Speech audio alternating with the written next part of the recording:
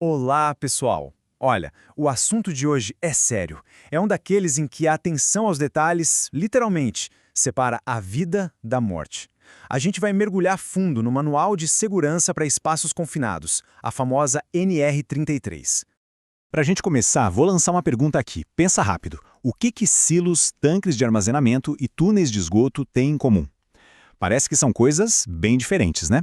Mas a resposta, bom, a resposta conecta todos eles a um desafio de segurança gigantesco que mexe com a vida de milhares de trabalhadores todos os dias. A resposta é essa aí. Todos eles são espaços confinados. E olha, as regras para trabalhar nesses lugares, isso não é só papelada, não é burocracia, é de verdade a linha que separa um dia de trabalho normal de uma tragédia. O que a gente vai ver aqui é, na essência, um verdadeiro manual de sobrevivência para esses ambientes.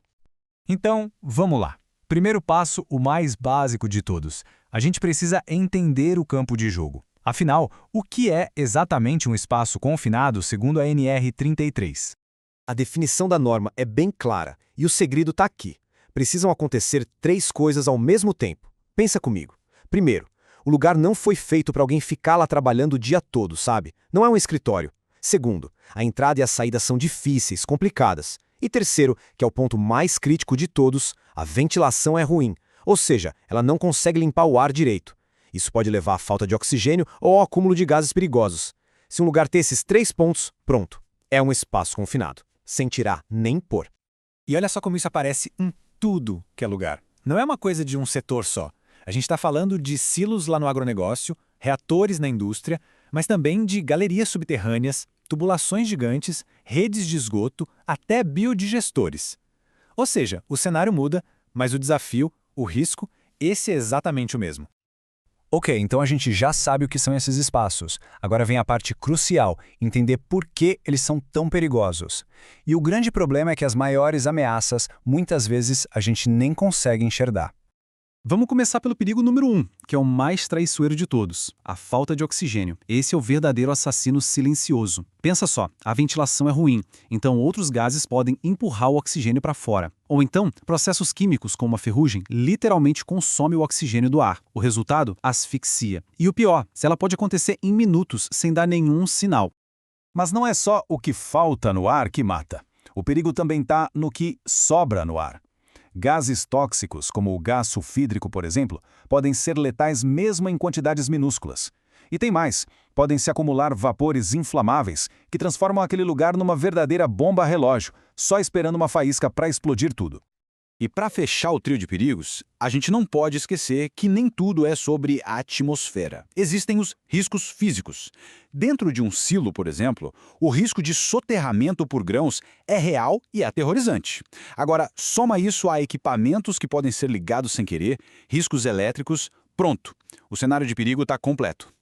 Bom, com esse cenário de perigos bem claro na nossa mente, vamos para o coração da NR33. Vamos falar das 5 regras de ouro. Os 5 mandamentos que são, olha, absolutamente inegociáveis. E a palavra aqui é essa, proibido. A norma não dá brecha, não tem talvez, não tem jeitinho. O que a gente vai ver agora é estritamente proibido. Ignorar qualquer um desses pontos é simplesmente colocar vidas em risco. Então vamos lá para as 5 proibições que são a base de tudo. Regra número 1. Não entra ninguém sem a permissão de entrada e trabalho, a PET. É ela que garante que o risco foi analisado. Regra 2. Não entra sem antes medir como está o ar lá dentro e continuar medindo o tempo todo. A atmosfera pode mudar num piscar de olhos. 3. Não se trabalha sem um vigia do lado de fora. Esse profissional é o anjo da guarda da equipe, sempre alerta. 4. Não se coloca ninguém para trabalhar que não tenha sido treinado e autorizado. Improviso aqui é sinônimo de tragédia. E 5. Não existe trabalho sozinho em espaço confinado. Ninguém nunca pode ficar lá dentro isolado. Entendido? Esses 5 nãos juntos criam uma barreira de segurança que salva vidas. Mas a NR33 não fala só do que é proibido, não. Ela também dá uma ferramenta, um poder, na verdade, para cada trabalhador. Olha só, o que a norma diz, e presta muita atenção nisso, é o famoso direito de recusa. Isso quer dizer o seguinte, se um trabalhador está lá e sente que a situação está perigosa, que existe um risco sério, ele não só pode, como deve parar tudo e sair de lá. E ele está protegido pela lei para fazer isso. Na prática, isso transforma cada pessoa da equipe num guardião ativo da segurança de todo mundo.